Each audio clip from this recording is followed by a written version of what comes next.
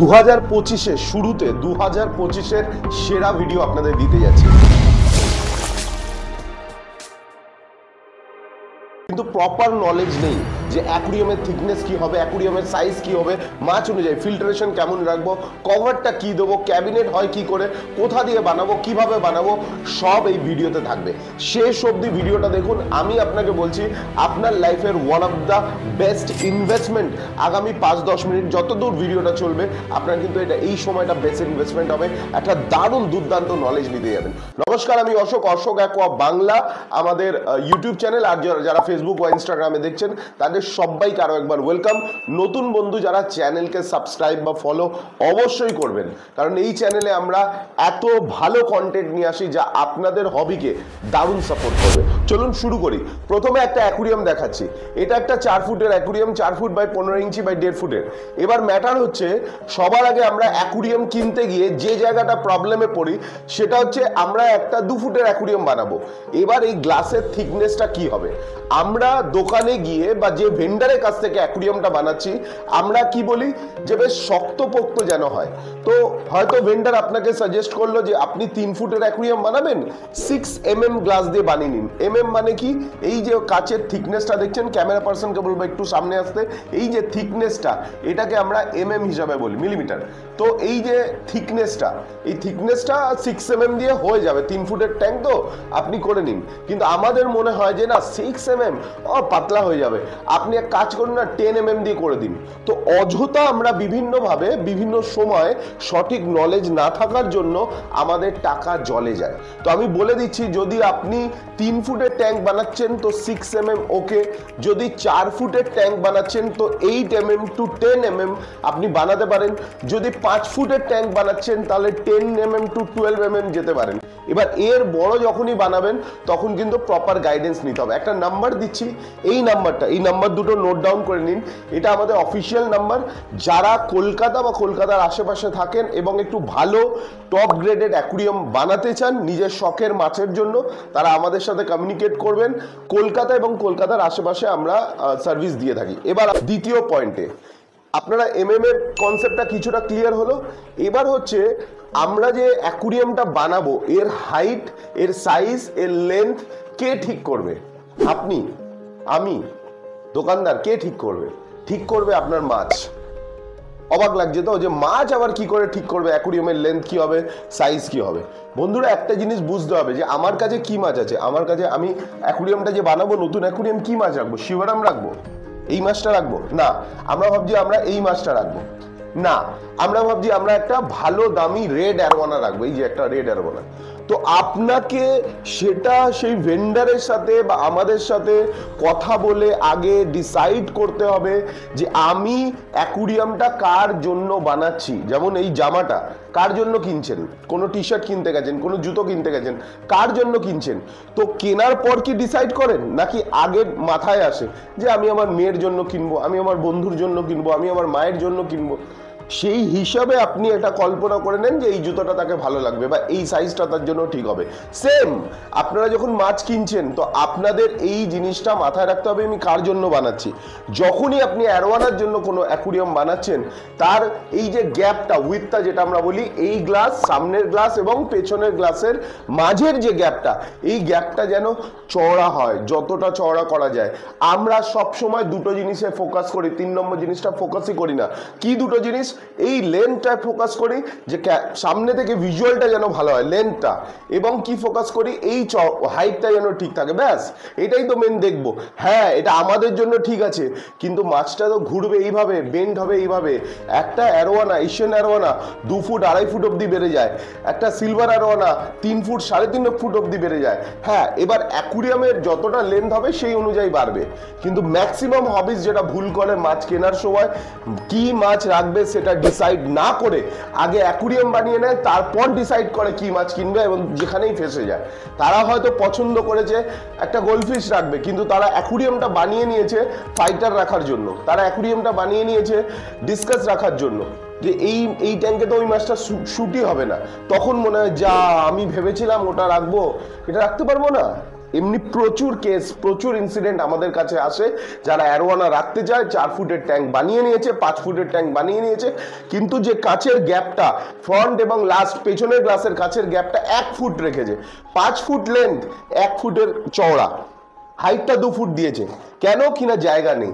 তো জায়গা নেই, তাহলে সেই জায়গাটাকে কি করে বাড়াতে হবে, স্পেসটাকে কি করে ম্যানেজ করতে হবে, এইটা কিন্তু আপনাকে জানতে হবে, নাহলে কিন্তু এটা বড় একটা ব্লান্ডার পড়বে। বন্ধুরা, ভিডিও ভালো লাগলে কমেন্টস করবেন আপনারা, এবং অবশ্যই চ্যানেল ফলো আর সাবস্ক্রাইব করে রাখবেন। তাহলে আমরা থিকনেস জানলাম, লেন্থ হাইটের ব্যাপারটা বুঝলাম। এবার আরেকটা জিনিস এবার যেটা শিখবো সেটা হচ্ছে গ্লাসের কনসেপ্টটা কি। দেখুন, একটা হয় আমরা যেটা করি সেন্ট গোবিনের গ্লাস দিয়ে করি, ফ্লোট গ্লাস, যেটা একদম পরিষ্কার নিট অ্যান্ড ক্লিন থাকে। আরেকটা হয় যেটাকে আমরা বলি এক্সট্রা ক্লিয়ার গ্লাস, মানে আপনাদের যে এই যে সামনে যে ভিশনটা দেখছেন, এই ভিশনটা আরো বেশি ক্রিস্টাল ক্লিয়ার হবে। আমাদের মোবাইলে দেখবেন আমরা ক্যামেরা ইউজ করি, একটা কম দামা মোবাইলের যে দেখবেন লেন্সের একটা ছবি তুললে ছবিটা যত পরিষ্কার হয়, সেম ছবি, সেম জিনিস, সেম আলোতে, মানে সব কিছু সেম থাকবে। আপনি ওটাই কোনো দামি ফোন দেখে তুলুন, দামি ফোনের লেন্স থেকে তুলুন, দেখবেন ছবির কোয়ালিটি অনেক ডিফারেন্স হয়ে গেছে। তো এটা কেন হয়, ওই লেন্সের জন্য। তো সেম এখানে কিছুটা ওই কনসেপ্ট। আপনি এই যে আমরা একটা পরিষ্কার স্বচ্ছ দেখতে পাচ্ছি, এটা কিন্তু নর্মাল কাঁচ, ম্যাক্সিমাম হবিসরা এটাই ইউজ করে। কিন্তু যখনই কারো বাজেট থাকে, কেউ চায় যে আরও বেটার কি করে করা যায়, তখনই আমরা এক্সট্রা ক্লিয়ার গ্লাস ইউজ করি। এবার কেউ সামনে, ফ্রন্টে এবং ব্যাকে ইউজ করে, কেউ চারদিকে ইউজ করে, সেটা তার অনুযায়ী। তো যখনই আমরা এক্সট্রা ক্লিয়ার গ্লাস দেবো, তার দামটা কিন্তু বেশ কিছুটা বাড়বে, এবং ভিজুয়াল যেটা থাকবে সেটাও অনেক স্বচ্ছ বা পরিষ্কার হবে। এবার হচ্ছে অ্যাকুরিয়ামটা আমি বানিয়ে নিলাম, ঠিক আছে, অ্যাকুরিয়াম বানিয়ে নিলাম, এবার মাছ ছাড়বো। কিন্তু তার আগে দরকার এই জলটাকে আমায় ঠিক রাখা, জলটাকে আমাকে তৈরি করা, জলটাকে আমায় সাইকেল করা। আমরা অনেকবারই ভুল করি যে অ্যাকুরিয়াম তৈরি হয়ে গেছে, যেদিন জল দিলাম সেদিনই মাছ দিলাম, তারপরেই দেখছি হয় মাছ ওপরে ভাসছে, নয় নিচে গিয়ে বসে গেছে, নয় মাছটা মারা গেছে। তো প্রথম কথা আমাকে জানতে হবে অ্যাকুরিয়াম আমি যদি বানিয়ে নিয়েছি, কি মাছ রাখবো প্ল্যান করে, এবার আমাকে কি করতে হবে, সেই অনুযায়ী ফিল্টার ইনস্টল করতে হবে। যদি খুব বড় অ্যাকুরিয়াম হয় 5 ফুট 6 ফুট, আমরা জেনারেলি সাম্প ফিল্টারের কথা বলি, আমি একটা ছবি দেখিয়ে দিচ্ছি, সাম্প ফিল্টার, যেখানে মিডিয়া দিয়ে সব থেকে বেস্ট, ওর থেকে ভালো ফিল্টার হয় না। এবার যাদের একটু বাজেট থাকে কিন্তু যারা সাম্প করতে চায় না, তারা ক্যানিস্টার ফিল্টার করে। ক্যানিস্টার ফিল্টার কি সেটাও স্ক্রিনে দেখিয়ে দিচ্ছি। এবার যাদের বাজেট আরেকটু কম থাকে এবং যাদের অ্যাকুরিয়ামের সাইজ 3 ফুট, 3.5 ফুট, 4 ফুট থাকে, তাদের আমি বলি টপ ফিল্টার। এই যে ক্যামেরাটা একটু এখানে নিয়ে আসুন, এই যে টপ ফিল্টার, ঠিক আছে।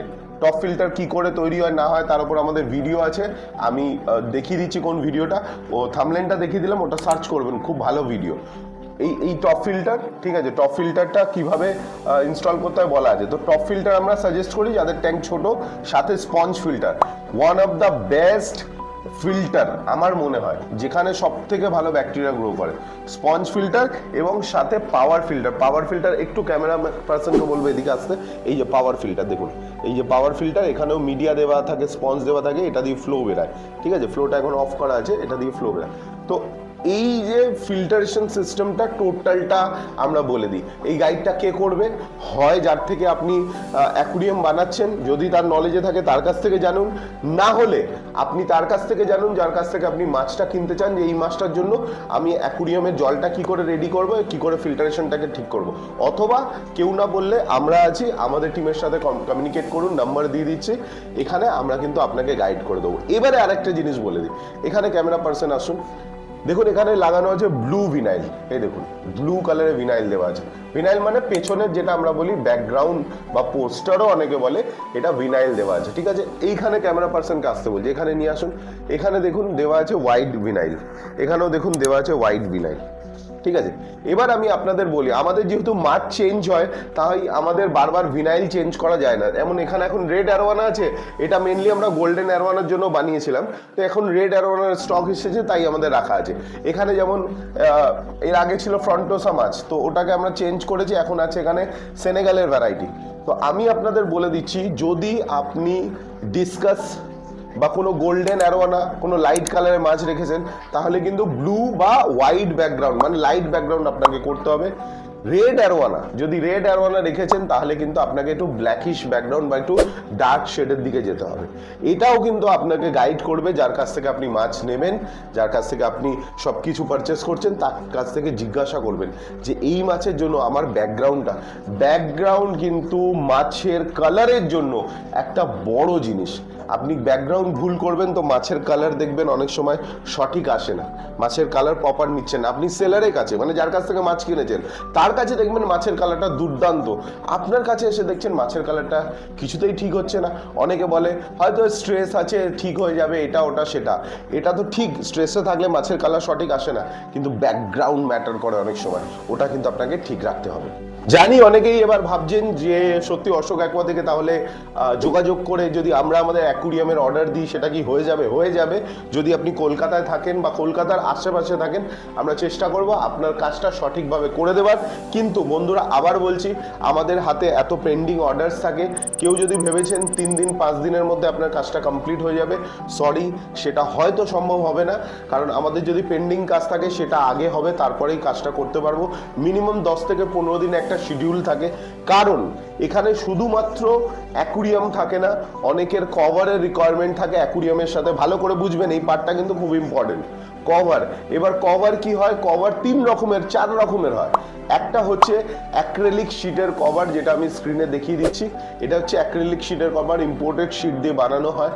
একটা হচ্ছে উডেন কভার, যে আমি সেটাও স্ক্রিনে দেখিয়ে দিচ্ছি। এই মুহূর্তে উডেন কভার আমাদের এখানে নেই, উডেন কভার। এবার উডেন কভার কারা বানায়? যারা ক্যাবিনেট ম্যাচ করে বানায়, যাদের ক্যাবিনেটের যে কালার হয় আমরা সেই কালার অপশনও দিয়ে দিই, সেই কালারেরই উডেন কভার অনেকে বানিয়ে নেয়। ক্যাবিনেট আর কভার একই রকমের বানায়, কিন্তু অনেকে অ্যাক্রিলিক শীটের বানায়। এবার অনেকে বলে যে না, আমি কোনো কভার দিতে চাই না, তাহলে কি করব? তো বুঝতে হবে, আপনি যে মাছটা নিচ্ছেন সেই মাছটা যদি জাম্প না করে, আপনি যে মাছটা নিচ্ছেন সেই মাছটা যদি জাম্প না করে, যেমন সব ভ্যারাইটির মাছ জেনারেলি জাম্প করে না। ধরুন ডিসকাস রেখেছেন, গোল্ডফিশ রেখেছেন, এরা জাম্প করে না। তো অনেকে উপর থেকে হ্যাঙ্গিং লাইট দেয়, তো সেই জন্য তারা কভার চায় না, আলাদা ব্যাপার। কিন্তু যদি আপনি ভাবছেন অ্যারোয়ানা রাখবেন, যদি আপনি ভাবছেন সিমিলার কোনো ভ্যারাইটি রাখবেন, তো এরা জাম্প করবেই, সেই ক্ষেত্রে আপনার কভার মাস্ট নিডেড। কিন্তু তারপরে যদি আপনি কভার না দিতে চান, দেখুন এই ধরনের থার্মোকলের শীটকেও আপনি ওপরে বসিয়ে দিতে পারেন। কিছু ভারী জিনিস দিয়েই থার্মোকলেই দেখুন, এই থার্মোকলের দেখুন শীটকে আমরা ভালো করে র্যাপ করে দিয়েছি যাতে জল পড়ে জিনিসটা নষ্ট না হয়, এবং দেখুন ওপর থেকে একটু ভারী কাঁচ দিয়ে দিয়েছি। তো এটাও একটা ঢাকা হয়ে গেছে। আরেকটা ঢাকনা দেখুন নেট দিয়ে, দেখুন নেট দিয়ে আমরা এইভাবে ক্লিপ সিস্টেম করে দিয়েছি, নেট দিয়ে এই জাল ওপরে একটা মশারির মতো দিয়ে তারপরে ক্লিপ সিস্টেম করে দিয়েছি। এতেও কিন্তু মাছ জাম্প করার ভয় থাকবে না। আবার অনেকে শুধুমাত্র শীট, দেখবেন অ্যাক্রিলিকের শীট পাওয়া যায়, ওটা কেটেও কিন্তু আপনারা দিয়ে দিতে পারেন, তাতেও কিন্তু আপনাদের মাছ জাম্প করার ভয় থাকবে না। বন্ধুরা ভিডিও অনেক লম্বা হয়ে যাবে, আরও বেশি কথা বলতে গেলে। বেসিক যে যে জিনিসগুলো দরকার একটা নতুন হবিস্ট যিনি একটা ভালো অ্যাকুরিয়াম বানাতে চায়, বড় অ্যাকুরিয়াম বানাতে চায়, তার জন্য আমরা বলে দিলাম। তো ক্যাবিনেট কভারেরও ব্যবস্থা আমাদের এখানে আছে, আপনাদের অর্ডার করলে আমরা আপনাদের কালার অপশন দিয়ে দেবো, আপনারা সেই অনুযায়ী ক্যাবিনেট কভার করে নিতে পারেন। ক্যাবিনেটের হাইট জেনারেলি 2.5 ফুট অবধি হবে, এর থেকে বেশি উঁচু করবেন না। 2.5 ফুট প্লাস কভার যেমন থাকে 5 থেকে 7 ইঞ্চি, এর মধ্যে কভারের হাইট থাকে। বাকি ডিটেলস জানতে স্ক্রিনে নাম্বার দিচ্ছি, যোগাযোগ করুন। পুরো ডিটেলসটা ভালো করে জানুন, কি প্রাইস পড়ছে না পড়ছে সেটাও জানুন। আপনার যদি মনে হয় আরও 2টো জায়গায় কথা বলবেন, বলুন। স্যাটিসফাই হবেন, মাইন্ড পুরো ঠিক রাখবেন এবং মনের সব ডাউট ক্লিয়ার করবেন, তারপরেই অর্ডার দেবেন। ভালো থাকবেন সবাই। নববর্ষের, আন্তর্জাতিক নববর্ষের শুভেচ্ছা সবাইকে। পরের ভিডিওতে দেখা হচ্ছে। নমস্কার।